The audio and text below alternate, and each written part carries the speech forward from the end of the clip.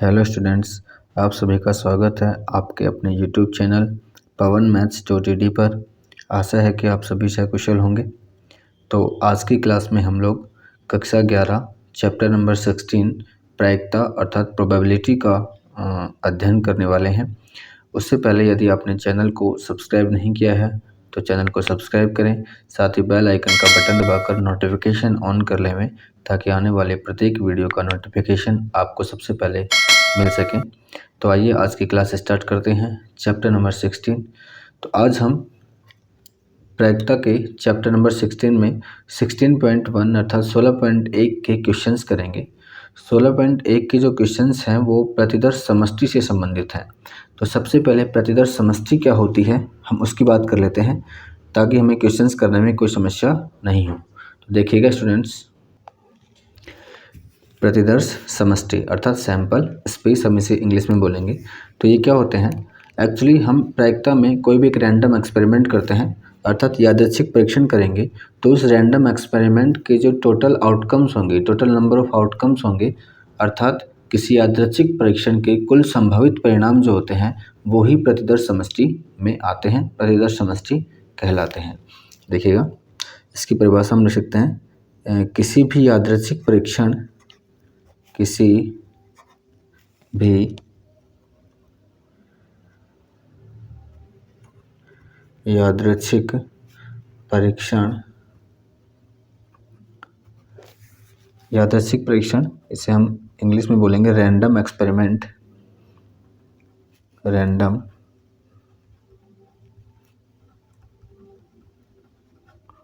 Experiment.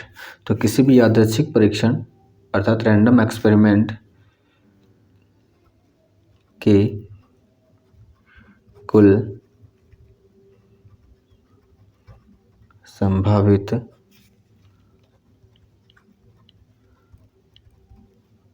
परिणामों का समुच्चय प्रतिदर्श समष्टि कहलाता है। प्रतिदर्श समष्टि कहलाता है।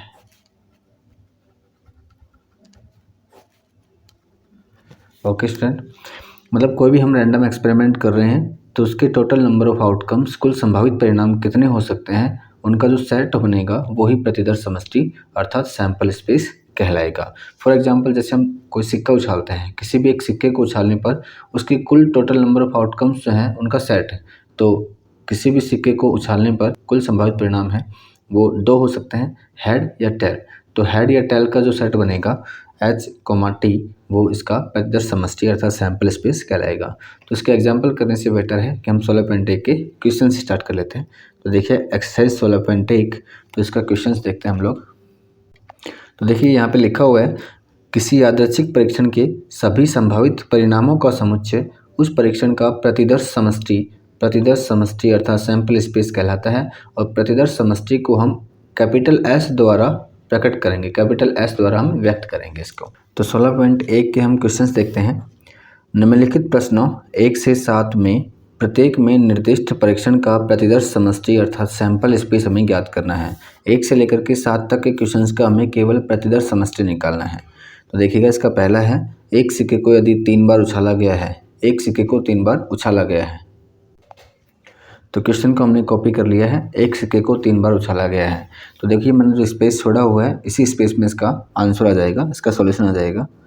अब चूंकि हमें प्रतिदर्श समष्टि निकालना है और हमने अभी देखा कि प्रतिदर्श समष्टि जो होता है उसको हम कैपिटल S से व्यक्त करेंगे, कैपिटल S से इसे हम व्यक्त करेंगे और इसे एक समुच्चय रूप में लिखेंगे। तो हमने देखा था ऊपर कि किसी भी यादृच्छिक परीक्षण अर्थात रैंडम एक्सपेरिमेंट के टोटल नंबर ऑफ आउटकम्स, कुल संभावित परिणामों का जो समुच्चय है वहीं प्रतिदर्श समष्टि कहलाएगा। यहाँ पर जो रैंडमली एक्सपेरिमेंट हमने किया है वो एक सिक्के पर किया है। इस सिक्के को हमने कितनी बार उछाला है? 3 बार उछाला है। तो हम सिक्के को कितनी बार उछाल रहे हैं ये भी यहाँ पे इम्पोर्टेंट रहेगा। यदि हम सिक्के को 1 बार उछालते हैं तो हमारे पास जो कुल संभावित परिणाम है वो 2 आएंगे। मैं आपको इसकी भी डिटेल्स बता दूंगा थोड़ी देर में। देखिएगा, आप क्वेश्चन को जो इसमें इम्पोर्टेंट वर्ड हैं उनको आप नोटिफाई कर लीजिए। एक सिक्का है, उसको कितने बार उछाला है? 3 बार उछाला है। तो टोटल नंबर ऑफ आउटकम्स जो होंगे, कुल संभावित जो परिणाम आएंगे यहाँ पे वो 8 आएंगे। अब वो 8 किस प्रकार से आएंगे और क्यों आएंगे वो देखिए, थोड़ा सा एक्सप्लेन कर देता हूँ एक बार यहाँ पे। देखिए, यदि एक सिक्के को हम लोग एक बार उछालते हैं, एक सिक्के की एक उछाल में हमें कुल परिणाम मिलते हैं 2। और वो आप जानते हैं, एक हेड और एक टेल, 2 परिणाम आ सकते हैं, या तो हेड आएगा या टेल आएगा। उसी प्रकार यदि एक सिक्के को ही हम 2 बार उछालें, तो हमें कुल परिणाम मिलेंगे 2 की पावर 2, अर्थात कुल परिणाम हमें मिलेंगे 4, 2 की पावर 2। यदि एक सिक्के को हम 3 बार उछालें तो हमें कुल परिणाम मिलेंगे 2 की पावर 3, अर्थात 8 परिणाम मिलेंगे। इसी प्रकार यदि हम एक सिक्के को n बार उछालें तो हमें कुल परिणाम मिलेंगे 2 की पावर n, ये हमें कुल परिणाम मिलेंगे एक सिक्के को n बार उछालने पर। अब यदि हम एक सिक्के को 2 बार उछालो, चाहे 2 सिक्कों को 1 बार उछालो, परिणाम सेम ही रहते हैं। एक सिक्के को 3 बार उछालिए, चाहे 3 सिक्कों को 1 बार उछालिए, तब भी परिणाम सेम रहते हैं। अर्थात यदि n सिक्कों को भी अगर 1 बार उछाला जाता है तो भी हमें 2 की power n total number of outcomes मिलेंगे, कुल संभावित परिणाम मिलेंगे। यही पासे पर भी अप्लाई होता है। यदि एक पासे को एक बार उछाला, एक पासे की हमने एक उछाल की तो हमें कुल परिणाम मिलते हैं 6। अब जानते हैं पासे में 1 2 3 4 5 6 ये आउटकम्स होते हैं। तो एक पासे को यदि एक बार उछाला तो हमें कुल 6 परिणाम मिलेंगे। इसी प्रकार यदि एक पासे को आपने 2 बार उछाला या 2 पासों को 1 बार उछाला तो हमें कुल परिणाम मिलेंगे 6 की पावर 2, अर्थात 36 परिणाम हमें मिलते हैं।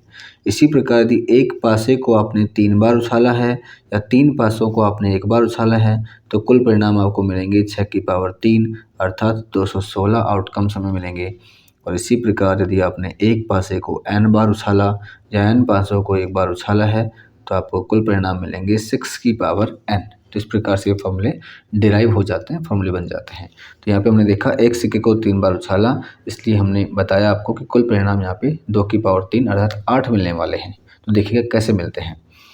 तो चूँकि एस सैम्पल स्पेस है अर्थात प्रतिदर्श समष्टि, तो इसके कुल जो संभावित परिणाम है वो हमें यहाँ पे लिखने हैं। एक सिक्के को 3 बार उछाला तो हो सकता है पहली उछाल में सिक्के को हेड प्राप्त हुआ हो, आपने दूसरी बार उछाला तब भी हेड आ गया हो, और तीसरी बार उछाला तब भी हेड आ गया हो सकता है पहली बार में हमें हेड मिला हो, दूसरी बार में भी हमें हेड मिला हो, और तीसरी बार में हमें टेल मिल गया हो। तो ये जो परिणाम है HHT ये इस परिणाम से भिन्न हो गया, HHH से भिन्न हो गया है। इसी प्रकार नेक्स्ट हो सकता है पहली बार में आपको हेड मिला हो, अब मैं जो टेल है T है इसको मैं एडजस्ट कर देता हूँ। हो सकता है ये टेल लास्ट में ना मिलके दूसरी बार में आया हो और तीसरी बार में फिर से हेड आ गया हो। इस प्रकार से हो सकता है कि पहली बार में टेल आया हो, दूसरी बार में हेड आ गया हो और तीसरी बार में भी हेड आ गया हो। तो ये 4 परिणाम हमें मिल चुके हैं। इसके अलावा हो सकता है पहली बार में हमें हेड प्राप्त हुआ, दूसरी बार में हमें टेल और तीसरी बार में भी हमें टेल प्राप्त हो गया। या हो सकता है पहली बार में टेल मिला हो, दूसरी बार में हेड मिला हो, तीसरी बार में फिर से टेल मिल गया हो। या हो सकता था कि पहली बार में हमें टेल मिला, दूसरी बार में टेल मिला और तीसरी बार में हमें हेड मिल जाता। या हो सकता था कि हमें तीनों बार में टेल मिला हो। तो ये टोटल नंबर ऑफ आउटकम्स कुल संभावित परिणाम हमारे पास हो गए। देखिए गिनिएगा 1 2 3 4 5 6 7 8। तो हम कह सकते हैं नंबर ऑफ एस अर्थात प्रतिदर्श समष्टि की जो संख्या है वो यहाँ पे कितनी हुई, 8 हो गई। ओके स्टूडेंट, तो हमें केवल प्रतिदर्श समष्टि पूछा था अर्थात नंबर ऑफ एस की आवश्यकता नहीं थी निकालने की, हमें केवल एस पूछा था। नंबर ऑफ एस का मतलब तो एस में कुल अवयव कितने हैं वो हमने लिखने होते हैं। तो एस का मतलब जो सिक्का है उसके पास कुल कितने संभावित परिणाम हो सकते हैं 3 बार उछालने पर वो हमने लिखे हैं। हेड हेड हेड हो सकता है, हेड हेड टेल हो सकता है, हेड टेल हेड हो सकता है, टेल हेड हेड हो सकता है, हेड टेल टेल हो सकता है, टेल हेड टेल हो सकता है, टेल टेल हेड हो सकता है और टेल टेल टेल हो सकता है। ओके स्टूडेंट, नेक्स्ट क्वेश्चन देखिएगा। क्वेश्चन नंबर 2, एक पासा 2 बार फेंका गया है, तो एक पासे को 2 बार फेंकने पर कुल संभावित परिणाम कौन कौन से होंगे वो हमें लिखने हैं। देखिएगा एस बराबर, आप जानते हैं पासे पर जो संभावित परिणाम होते हैं 1 2 3 4 5 6 होते हैं। अब से हमने 2 बार फेंका है तो परिणाम कौन कौन से हो सकते हैं। देखिएगा हो सकता है पहली बार पासे को फेंकने पर 1 आया, दूसरी बार फेंकने पर भी हमें वो 1 प्राप्त हुआ। इसी प्रकार से पहली बार फेंकने पर 1, दूसरी बार फेंकने पर 2 प्राप्त हुआ। पहली बार में 1, दूसरी बार में 3, पहली बार में 1, दूसरी बार में 4, मतलब हमने पहली बार में 1 फिक्स कर दिया है और हम दूसरी बार को हम रोटेट करते जा रहे हैं 1 2 3 4। तो आपको याद करने में भी आसानी रहेगी। 6 तक जाएंगे क्योंकि 7 तो होता ही नहीं है पासे में, तो हमने पहली बार में फिक्स कर दिया 1, तो दूसरी बार में 1 2 3 4 5 6 सारे आ सकते हैं, कोई भी आ सकता है। इसी प्रकार से अब हम पहली बार में 2 फिक्स कर देंगे, तो 2 के साथ 1, 2 के साथ 2, 2 के साथ 3, 2 के साथ 4, 2 के साथ 5, 2 के साथ 6। इसी प्रकार अब आप 3 को फिक्स कर दीजिए, तो 3 के साथ 1, 3 के साथ 2, 3 के साथ 3, 3 के साथ 4, 3 के साथ 5 और 3 के साथ 6 हो जाएगा। इसी प्रकार हम 4 को फिक्स कर देंगे, तो 4 के साथ 1, 4 के साथ 2, 4 के साथ 3, 4 के साथ 3, 4 के साथ 4, 4 के साथ 5, 4 के साथ 6 भी हो सकता है। इसी प्रकार अब हम 5 को फिक्स कर दें, तो 5 के साथ 1, 5 के साथ 2, 5 के साथ 3, 5 के साथ 4, 5 के साथ 5 और 5 के साथ 6 हो सकता है। इसी प्रकार अगर हम फर्स्ट में 6 को फिक्स कर दें, तो 6 के साथ 1, 6 के साथ 2, 6 के साथ 3, 6 के साथ 4, 6 के साथ 5 और 6 के साथ 6 हो सकता है। तो ये हमारे टोटल नंबर ऑफ आउटकम्स, कुल संभावित परिणाम हमें प्राप्त होते हैं एक पासे को 2 बार फेंकने पर। तो हमने देखा पहली बार हमने 1 को फिक्स किया और सेकंड टाइम में 1 से लेकर 6 को रोटेट कर दिया। इसी प्रकार पहली बार में हमने 2 को फिक्स किया और 1 से 6 को सेकंड टाइम में रोटेट कर दिया। तो इस प्रकार हमें देखिए 6 6 6, मतलब हर रो में, हर पंक्ति में 6 हैं, 6 अवयव हैं, तो कुल अवयव हमारे पास हो जाते हैं 36 अवयव। 6 गुना 6 36 अवयव। हम कह सकते हैं नंबर ऑफ एस बराबर 36। तो हमने देखा एक पासे को 2 बार फेंकने पर हमें कितने परिणाम मिले, 36 परिणाम। और हमने यहीं पे बताया था आपको कि एक पासे को 2 बार फेंकने पर 6 की पावर 2 बराबर 36 परिणाम हमें प्राप्त होते हैं। नेक्स्ट क्वेश्चन देखिएगा, तो ये हमने कॉपी कर लिया है।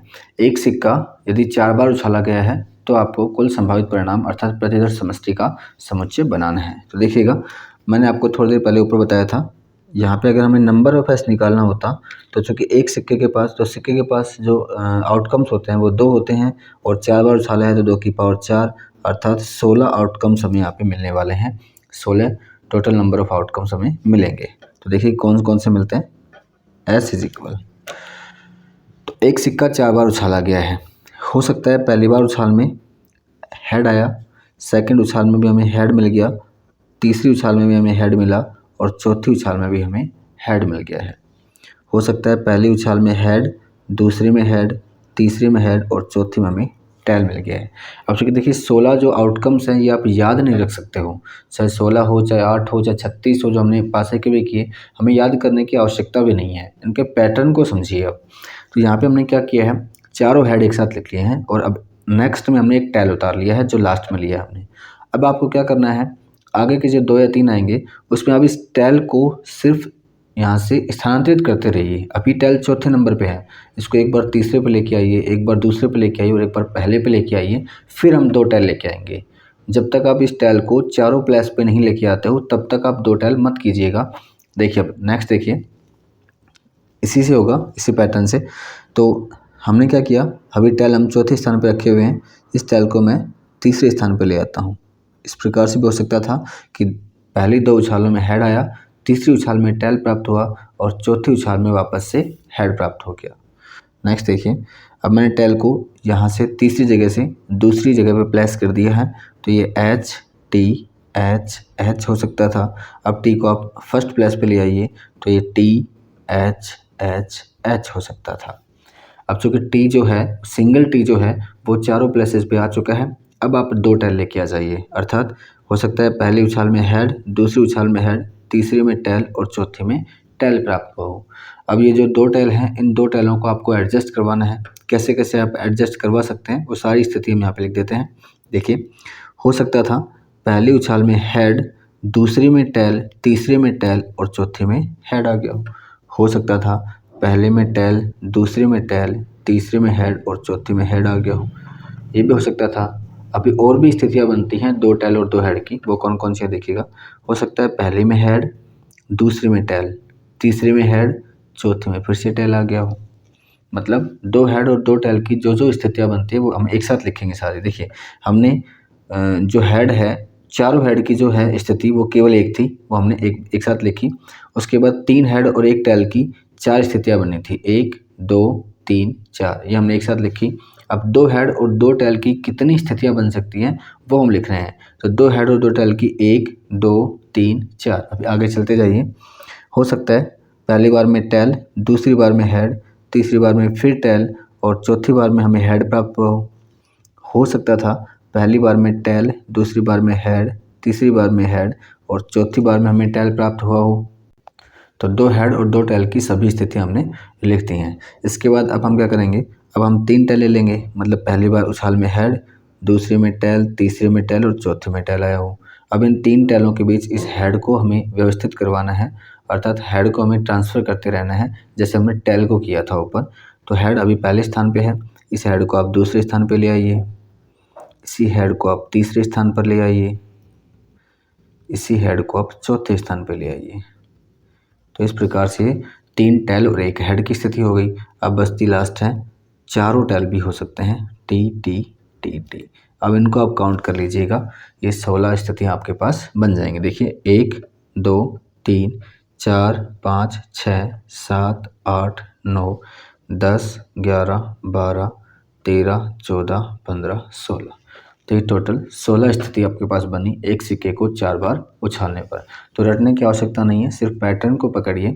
हमने चारों हेड शुरू में लिए एक साथ, उसके बाद हमने एक टैल ले लिया। अब उस एक टैल को आप रिप्लेस करते रहिए, चौथे स्थान से तीसरे पे लेके आए, तीसरे से दूसरे पे, दूसरे से पहले पे लेके आए। तो 4 स्थितियाँ 3 हेड और 1 टैल की बनी। उसी प्रकार बिल्कुल सेम 4 स्थितियाँ ही लास्ट में 3 टैल और 1 हेड की बनेंगी और 2 टैल और 2 हेड की 6 स्थितियाँ बनती हैं और लास्ट में आ जाएंगी चारों tail. Okay students, next question देखिएगा। तो क्वेश्चन नंबर 4 है, हमने कॉपी कर लिया है। एक सिक्का उछाला गया और एक पासा फेंका गया है, अर्थात एक सिक्का उछाला और उसके बाद हमने एक पासा फेंका है। तो इस स्थिति में हम प्रतिदर्श समष्टि हमें ज्ञात करनी है। तो देखिएगा, इसका आंसर जो होगा S इज इक्वल, S मतलब प्रतिदर्श समष्टि सेट रूप में आएगी।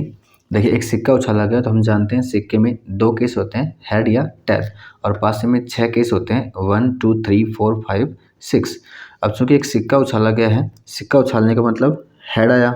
अब हेड आने के बाद मान लो हमने एक पासा फेंका, तो पासा फेंका तो हेड के साथ 1 आ सकता है, हेड के साथ 1 आ सकता है, हेड के साथ 2 आ सकता है, हेड के साथ 3 आ सकता है, हेड के साथ 4 आ सकता है, हेड के साथ 5 आ सकता है, हेड के साथ 6 आ सकता है। ये केस हमारे पास मिल सकते हैं हमें। हेड के साथ 1, 2, 3, 4, 5, 6 कुछ भी आ सकता है। इसी प्रकार मान लो यदि हमें हेड ना मिलकर टैल मिला होता तो टैल के साथ भी ये 6 केस हो सकते हैं।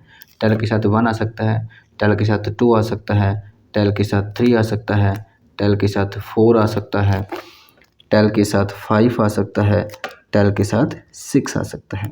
तो ये हमें टोटल केस मिलेंगे। टोटल 12 केसेस हैं। 12 केसेस इस स्थिति में बनते हैं यदि एक सिक्का उछाला और उसके बाद हमने एक पासा फेंका, तो हमें ये केसेस मिल सकते हैं। Head 1, head 2, head 3, head 4, head 5, head 6। इसी प्रकार tail 1, tail 2, tail 3, tail 4, tail 5, tail 6। Okay students, next question है, एक सिक्का उछाला गया है। ये इंपॉर्टेंट क्वेश्चन है, देखिएगा, इंपॉर्टेंट क्वेश्चन है, परीक्षा की दृष्टि से भी इम्पोर्टेंट है। एक सिक्का उछाला गया है और केवल उस दशा में जब सिक्के पर चित्त प्रकट होता है, चित्त प्रकट होता है, एक पासा फेंका जाता है।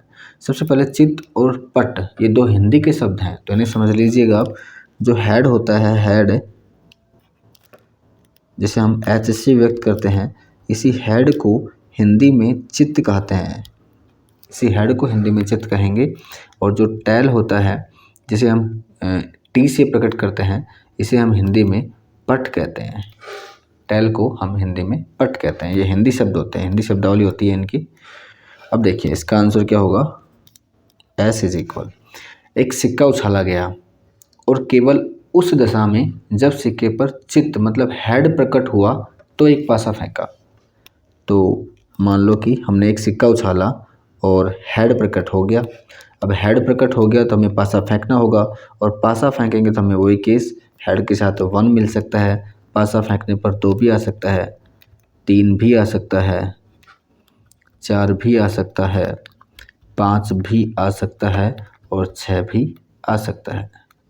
तो ये 6 केसेस हमें मिल जाएंगे यदि सिक्के को उछालने पर हमें हेड मिलता है, हेड प्रकट होता है अर्थात चित्त प्रकट होता है। इसी प्रकार यदि हमने सिक्का उछाला और सिक्का उछालने पर हमें हेड ना मिलकर टैल मिल गया होता, तो टैल मिल गया होता तो ये केस यहीं ख़त्म हो जाता, क्योंकि टैल मिलने पर हमें पासा नहीं उछालना है। लेकिन चूंकि हमें यहाँ पे सभी संभावित परिणाम लिखने थे तो हेड भी लिखा हमने और टैल भी लिखा। हेड के साथ पासा उछाला, टैल मिल गया तो टैल के साथ हमें कुछ नहीं उछालना है, तो यहीं पर हम इसे क्लोज कर देंगे। ये आपका सॉल्यूशन हो जाएगा। ओके स्टूडेंट्स, तो क्वेश्चन नंबर 6 है, एक्स कमरे में 2 लड़के और 2 लड़कियां हैं तथा वाई कमरे में 1 लड़का और 3 लड़कियां हैं। उस परीक्षण का प्रतिदर्श समष्टि ज्ञात कीजिए जिसमें पहले हम एक कमरा चुनेंगे और उसके बाद हम एक बच्चा चुनेंगे। ठीक है स्टूडेंट, तो देखिए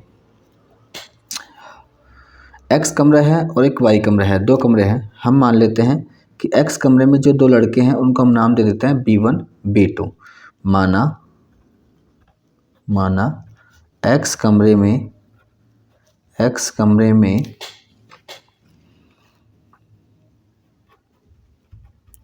लड़के जो हैं वो हैं B1 और B2। इसने कहा कि एक्स कमरे में 2 लड़के हैं तो 2 लड़कों को मैंने नाम दे दिया है B1 B2, और एक्स कमरे में जो लड़कियां हैं वो भी 2 हैं तो उन लड़कियों को भी हम लोग नाम दे देते हैं G1 G2। लड़के हैं वो भी 2 हैं यहाँ पे एक्स कमरे में, उनको मैंने नाम दे दिया G1 G2। इसी प्रकार वाई जो कमरा है, वाई कमरे में जो लड़के हैं वो 1 है, वाई कमरे में 1 लड़का है, तो 1 लड़का है इसको मैंने नाम दे दिया है B3। चूँकि B1 B2 यहाँ तक हो चुके थे तो मैंने इसको B3 नाम दे दिया। और इसी प्रकार वाई कमरे में जो लड़कियाँ हैं वो 3 हैं, वाई कमरे में 3 लड़कियाँ हैं, तो G2 यहाँ तक हो गया था तो हम इन्हें नाम देते हैं G3 G4 और G5।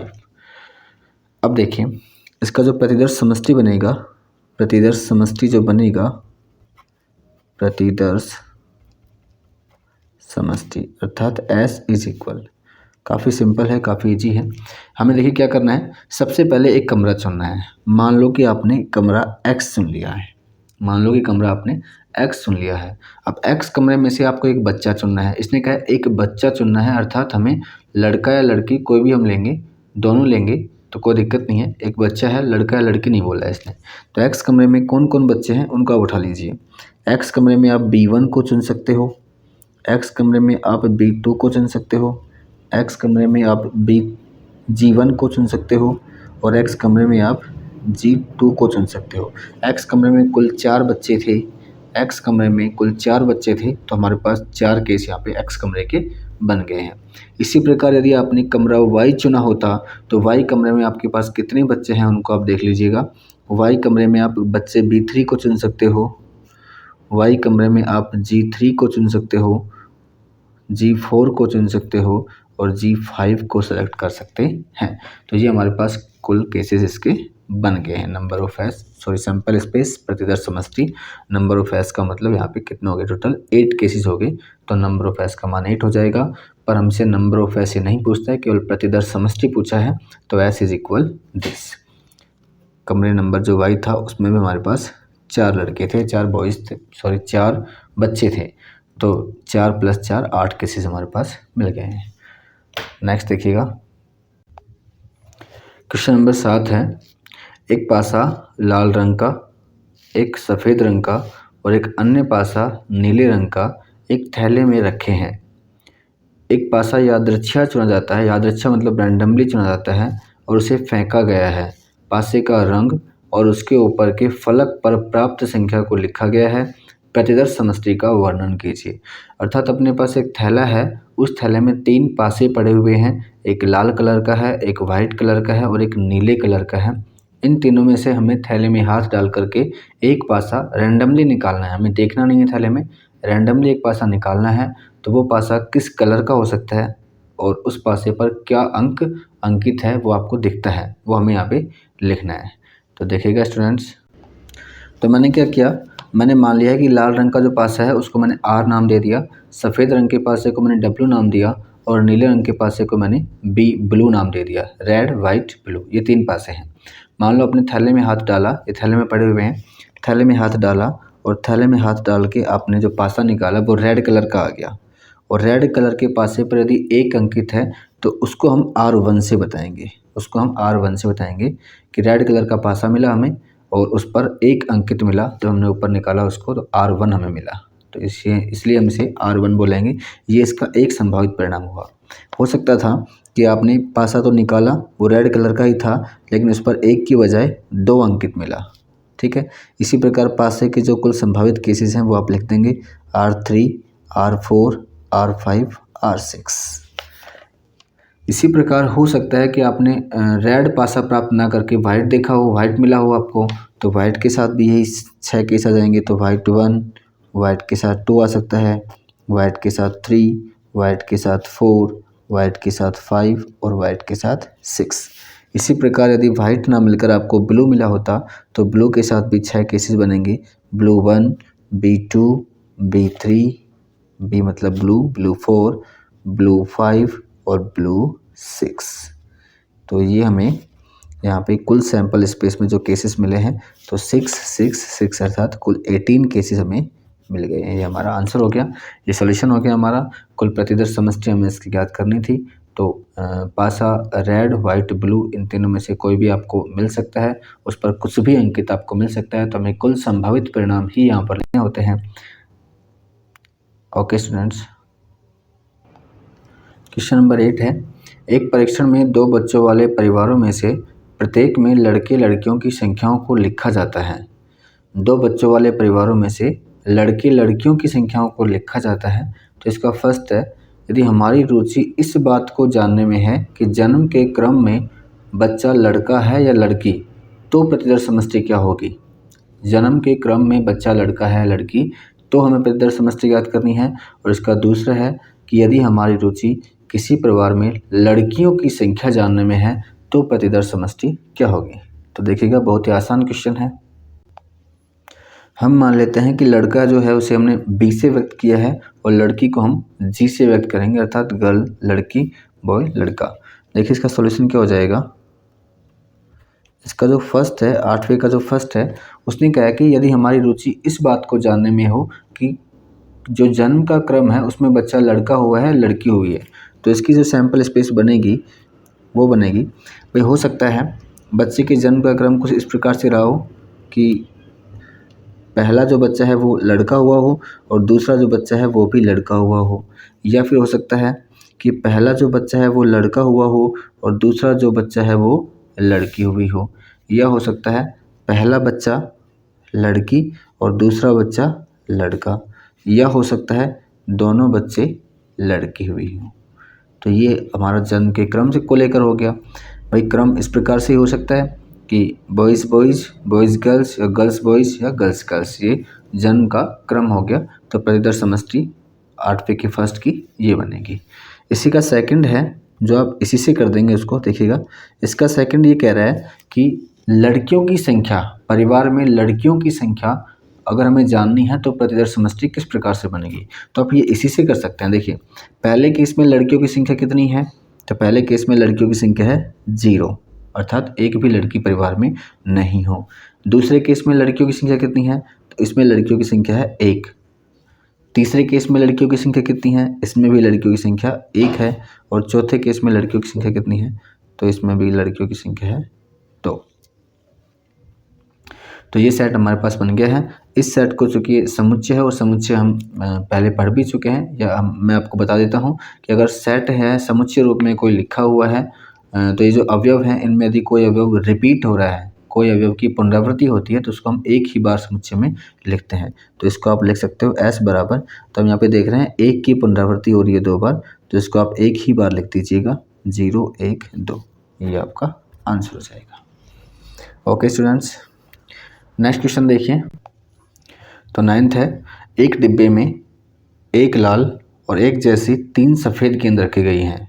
2 गेंद उत्तरोत्तर बिना प्रतिस्थापित किए यादृच्छा मतलब रैंडमली निकाली जाती हैं। इस परीक्षण का प्रतिदर्श समष्टि ज्ञात कीजिए।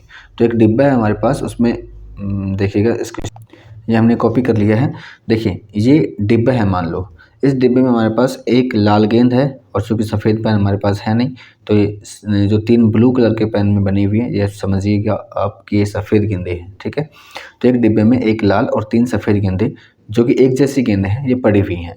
तो इसने कहा है कि हमें इसमें से 2 गेंद निकालनी है और उन 2 गेंदों का मतलब प्रतिस्थापन नहीं करना है। मतलब कि जैसे पहली गेंद जो आई है जिस कलर की, उसको ऐसे कैसे रखिए और जो दूसरी गेंद निकाल के लाओगे आप दूसरे हाथ से, उसको पहले के आगे लगा दीजिए। तो इनका प्रतिस्थापन हमें नहीं करना है। तो आप कितने प्रकार से इन गेंदों को निकाल सकते हो, अर्थात कुल संभावित परिणाम कौन कौन से हो सकते हैं। देखिएगा, यदि हम देखिए S इज इक्वल, लाल गेंद को हम R बोल देते हैं और सफ़ेद गेंद को हम वाइट बोल देते हैं। तो क्या बनेगा, मान लो आपने हाथ दिया इसमें और हाथ देकर गेंद निकाल ली और वो गेंद आपकी रेड आ गई। अब चूँकि आप दोबारा हाथ दोगे, इसमें रेड गेंद इसमें एक ही थी और वो बाहर आ चुकी है। अब रेड गेंद अगर बाहर आ चुकी है तो जाहिर सी बात है दोबारा रेड गेंद तो आने से रही, तब दोबारा कौन सी गेंद आने की संभावना है, केवल और केवल एक, और वो आएगी वाइट गेंद। ओके स्टूडेंट, तो रेड या वाइट एक कॉम्बिनेशन ये बन सकता है। एक कॉम्बिनेशन बन सकता है कि आपने डिब्बे में हाथ दिया और जो बॉल निकाली वो रेड ना आकर वाइट आ गई। अब चूँकि आपने दोबारा एक गेंद और निकालनी है, तो दोबारा जब डिब्बे में हाथ दोगे तो आपके पास 2 पॉसिबिलिटी हैं, या तो वाइट गेंद आ सकती है दोबारा से, या फिर रेड भी आ सकती है, क्योंकि रेड भी अभी शेष है, बची हुई है। तो वाइट के साथ रेड भी हो सकती है या वाइट के साथ वाइट भी हो सकती है। इन 3 केसेस के अलावा और कोई भी केस इसका नहीं बनता है। तो प्रतिदर्श समष्टि सैंपल स्पेस इसका ये होगा। ओके स्टूडेंट, क्वेश्चन नंबर 10 है, एक परीक्षण में एक सिक्के को उछाला जाता है और यदि उस पर चित्त प्रकट होता है, चित्त मतलब हेड प्रकट होता है, तो उसे पुनः उछाला जाता है। हेड आएगा तो उसे हम दोबारा से उछालेंगे। यदि पहली बार उछालने पर पट अर्थात टेल प्राप्त होता है तो एक पैसा फेंका जाता है। तो प्रतिदर्श समष्टि ज्ञात कीजिए। देखिएगा स्टूडेंट, मैंने चित्त को एच मान लिया है अर्थात हेड मान लिया है और पट को हमने टेल बोल दिया है, मतलब यहाँ पे हम एच और टी का प्रयोग करेंगे। तो इसने क्या कहा है, प्रश्न ने कहा है कि एक परीक्षण में एक सिक्के को उछाला। ओके, एक सिक्के को उछालने के बाद यदि उस पर चित्त प्रकट होता है अर्थात हेड आता है, मान लो कि हमने सिक्के को उछाला और उस पर हमें एच मिला, हेड मिल गया। यदि सिक्के पर हेड आता है तो उसे पुनः उछाला जाता है। तो हम सिक्के को दोबारा उछालेंगे तो हो सकता है दोबारा में भी हेड आ गया। ओके स्टूडेंट, तो पहली बार हमने उछाला सिक्के को तो हमें हेड प्राप्त हुआ, दूसरी बार फिर से उछाला हमने तो फिर से हमें हेड प्राप्त हुआ। एक केस ये हो सकता है, अब हमने फिर से उछाला सिक्के को, मान लो तो हो सकता था कि पहली बार में हमें चित्त प्राप्त हुआ, तो चूँकि चित्त प्राप्त होगा तो प्रश्न के अनुसार हमें फिर से सिक्का उछालना पड़ेगा, तो फिर से उछालना पड़ेगा, तो इसमें टेल आ सकता है और टेल आएगा तो हम रुक जाएंगे। या फिर इसने कहा है कि यदि हम सिक्के को उछालें और पहली उछाल में यदि टेल आ गया, आपका क्वेश्चन ने कहा है कि यदि पहली उछाल में हेड आता है तो सिक्के को ही पुनः उछालना है। तो हेड आने पर हमने सिक्के को पुनः उछाला, तो हेड के बाद हेड आ सकता है या हेड के बाद टेल आ सकता है। उसके बाद यदि पहली उछाल में टेल आ जाता है तो हम पासा उछालेंगे, तो टेल 1 हो सकता है, पासा उछाला तो हमने टेल 2 हो सकता है, पासे में 3 भी मिल सकता है, 4 भी मिल सकता है, 5 भी मिल सकता है, 6 भी मिल सकता है। तो ये हमारा आंसर हो जाएगा। नेक्स्ट देखिएगा क्वेश्चन नंबर 11। क्वेश्चन नंबर 11 है, एक परीक्षा, मान लीजिए कि बल्बों के एक ढेर में से 3 बल्ब यादृच्छा निकाले जाते हैं। प्रत्येक बल्ब को जांचा जाता है और उसे खराब को यहाँ पे डी बोला है अर्थात डेस्ट्रॉय हो गया, और ठीक मतलब उसको हमने एन बोला है, में वर्गीकृत करते हैं। इस परीक्षण का प्रतिदर्श समष्टि ज्ञात कीजिए। तो हमें कितने बल्ब लेने हैं, कुल 3 बल्ब आपको निकालना है। एक बल्बों के ढेर में से आपको 3 बल्ब निकालने हैं और उनको अरेंज करना है ठीक और ख़राब में। ख़राब को हमने डी बोला है, ठीक को एन बोला है, तो इसकी प्रतिदर्श समष्टि क्या हो सकती है? देखिएगा स्टूडेंट, खराब बल्ब मतलब डी और सही बल्ब मतलब एन। तो हमें 3 बल्ब निकालने हैं और उनको खराब और सही के क्रम में अरेंज करना है। तो एक तरह से ये जो क्वेश्चन है ये सिक्के की 3 उछाल के बराबर जो केस बनते हैं वैसा ही बन जाएगा। मान लो हमने पहला बल्ब निकाला, वो हमें खराब मिला। मान लो हमने दूसरा निकाला, वो भी हमें खराब मिला। तीसरा निकाला, वो भी हमें खराब मिला। ओके, मान लो पहला निकाला खराब आया, दूसरा खराब आया और तीसरा सही आ गया। हो सकता था पहला खराब आया, दूसरा सही और तीसरा खराब। हो सकता है पहला सही आ गया और अगले 2 खराब आ गए। तो मैंने क्या किया है, शुरू में मैंने डी डी डी मतलब तीनों खराब, फिर मैंने क्या किया, एक सही लिया है और उस सही को मैंने रिप्लेस किया है। ये सही तीसरे स्थान पे था, इसको दूसरे पे लेके आया और इसको पहले पे। तो एक सही और 2 खराब के 3 केसेस बने। इसके बाद अब हम क्या करते हैं, एक खराब और 2 सही ले लेते हैं। हो सकता है पहला खराब, दूसरा सही, तीसरा सही। तब डी को रिप्लेस कर देते हैं। डी दूसरे स्थान पर भी हो सकता है तो एन डी एन बन जाएगा। डी तीसरे स्थान पे भी हो सकता है तो एन एन डी बन जाएगा। इसी प्रकार लास्ट केस बचा हमारे पास कि तीनों ही हमें खराब बल्ब मिले तो एन एन एन, सॉरी तीनों ही अगर हमें सही मिले तो एन एन एन। तो टोटल नंबर ऑफ केसेस यहाँ पे हमारे पास बनेंगे 8। देखिएगा 1 2 3 4 5 6 7 8, तो ये हमारा आंसर हो जाएगा। नेक्स्ट देखिएगा, तो क्वेश्चन नंबर 12 है, एक सिक्का उछाला जाता है, यदि परिणाम चित्त हो तो एक पासा फेंका जाता है, यदि पासे पर एक सम संख्या आई तो पासे को पुनः फेंका जाता है। इस परीक्षण का प्रतिदर्श समष्टि ज्ञात कीजिए। तो देखिएगा स्टूडेंट, हमने क्या किया, चित्त मतलब एच और पट मतलब टेल। तो एक सिक्का उछाला, तो देखिएगा इसका सॉल्यूशन प्रतिदर्श समष्टि एस इज इक्वल, एक सिक्का उछाला हमने, यदि परिणाम चित्त आया तो पासा फेंकेंगे, अर्थात परिणाम पट आया मतलब टैल आ गया तो हमें पासा फेंकने की आवश्यकता नहीं है और टैल पर ही हम इसे समाप्त कर देंगे। लेकिन यदि हमने पासा सिक्का उछाला और यदि हमें हेड मिलता है, हमें चित्त मिलता है तो हम पासा फेंकेंगे, और पासे पर भी यदि सम संख्या आई तो हम पासे को फिर फेंकेंगे। तो देखिएगा स्टूडेंट, पासे पर हमें यदि सम संख्या मिलेगी तो पासे को फेंकना पड़ेगा, अर्थात पासे पर यदि हमें विषम संख्या मिलेगी H1 H3 या H5, तो 1 3 5 विषम संख्याएं हैं तो हमें पासा पुनः नहीं फेंकना होगा। लेकिन यदि आपने सिक्का उछाला, हेड आ गया और पासे पर यदि 2 आ गया, 2 4 या 6 तीनों केसेस में ही ऐसा होने वाला है, तो हम सिक्के को सॉरी पासे को हम फिर से उछालेंगे। तो फिर से उछालेंगे तो अब H2 के साथ पासे के 6 केस जोड़ दीजिए। 1 हो सकता है, H2 2 हो सकता है, H2 3 हो सकता है, H2 4 हो सकता है, H2 5 हो सकता है, H2 6 हो सकता है, H2 7 हो सकता है। सॉरी H2 7 नहीं, H2 6 तक ही जाएगा क्योंकि पासे में 6 तक की कंडीशंस होती हैं। ओके, नेक्स्ट यदि मान लो यहाँ पे हमने सम संख्या देखी थी कि 2 आया था, H के साथ 2 आई थी, तो H के साथ 1 3 5 और 2 आ चुकी है, तो H के साथ 4 भी आ सकता है।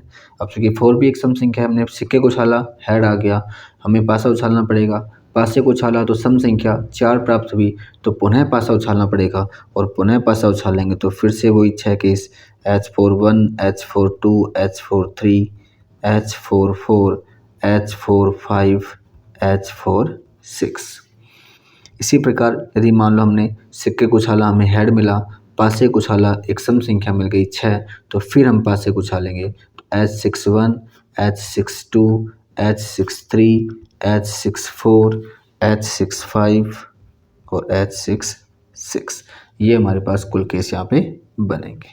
तो ये प्रतिदर्श समष्टि बन के तैयार हुआ। तो इस प्रकार से हम यदि टैल आएगा तो हम वहीं रुक जाएंगे, हमें किसी प्रकार की और क्रिया आगे नहीं करनी पड़ेगी। लेकिन यदि हेड मिलता है, परिणाम पे हमें चित्त मिलता है तो पासा फेंकेंगे, और पासे में भी यदि हमें विषम संख्या मिल गई 1 3 5 मिल गई तो हमें यहीं रुक जाना है।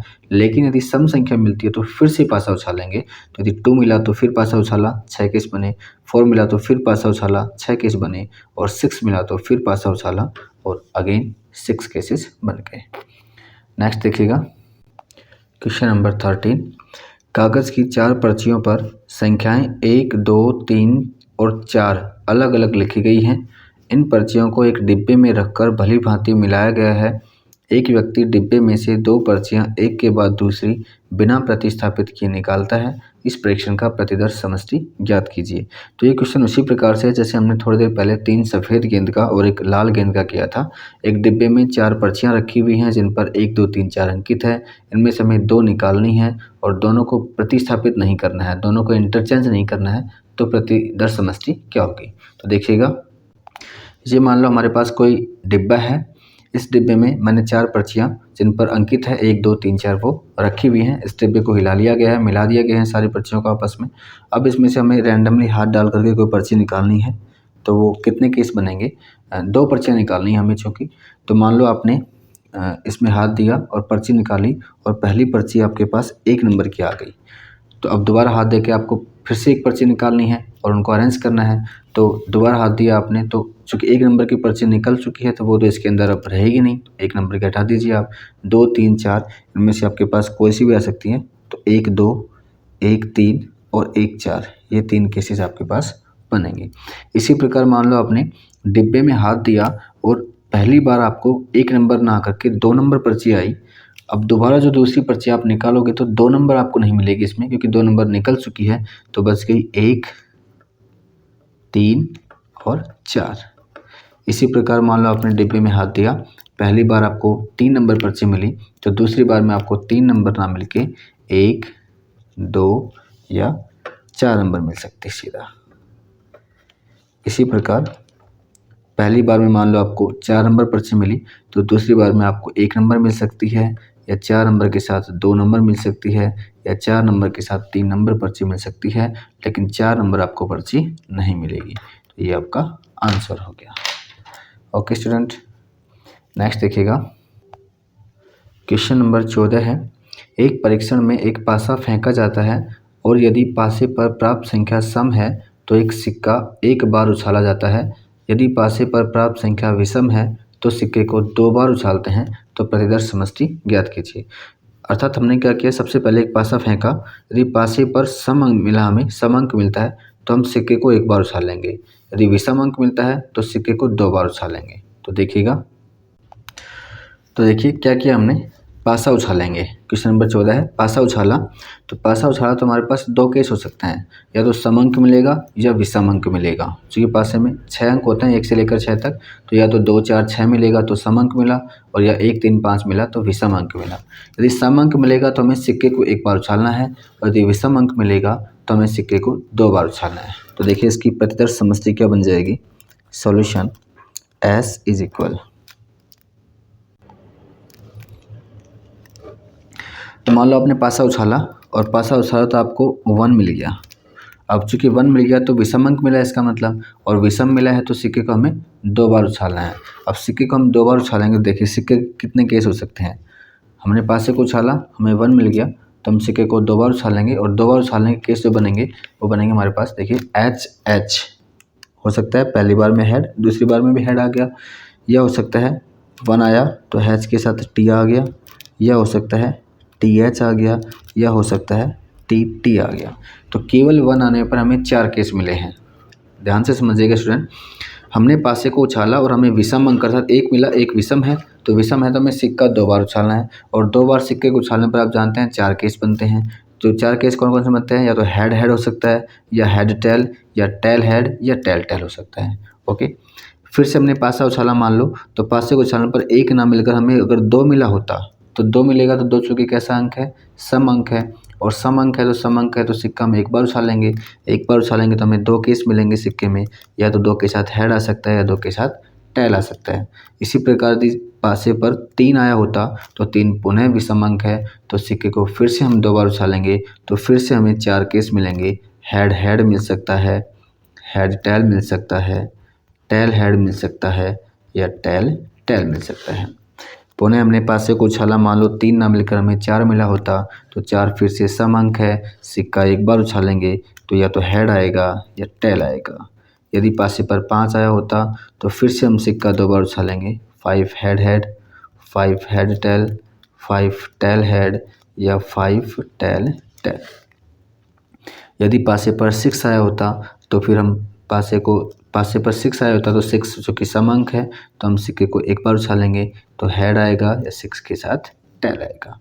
ओके स्टूडेंट, तो ये केसेस हमारे पास बनेंगे। और 1 के साथ 4 केस बनेंगे, 3 के साथ 4 केस बनेंगे, 3 के साथ भी 4 केस बनेंगे और 5 के साथ भी 4 केस बनेंगे। इसके अलावा 2 के साथ 2 केस, 4 के साथ 2 केस और 6 के साथ 2 केस बनेंगे। ओके स्टूडेंट, तो ये हमारा आंसर हो गया। नेक्स्ट देखिएगा, तो क्वेश्चन नंबर 15 है, एक सिक्का उछाला गया, यदि उस पर पट अर्थात टेल प्रकट होता है तो एक डिब्बे में से जिसमें 2 लाल और 3 काली गेंदें रखी हैं, एक गेंद निकालते हैं। 2 लाल हैं और 3 काली हैं, उनमें से एक गेंद निकालेंगे यदि पट आता है तो।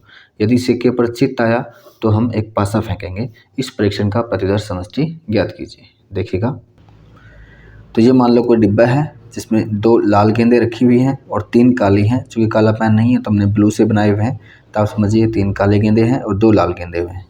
अब मैंने लिखा है पट को हम टी से, चित्त को एच से, लाल गेंदें जो 2 रखी हुई हैं उनको मैंने R1 R2 नाम दे दिया और जो काली गेंदें रखी हुई हैं उनको मैंने black 1 black 2 black 3 B1 B2 B3 नाम दे दिया है। अब देखिए जैसे ये बोल रहा है उसके हिसाब से हम चलते हैं।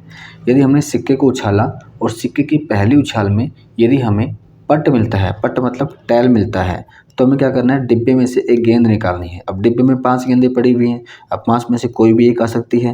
TR1 हो सकता है, TR2 हो सकता है, TR3 हो सकता है, TR1 हो सकता है, TR2 हो सकता है। R3 R4 तो हमारे पास है नहीं, B1 B2 B3 है इसके बाद, तो TB1 हो सकता है, TB2 हो सकता है, TB3 हो सकता है।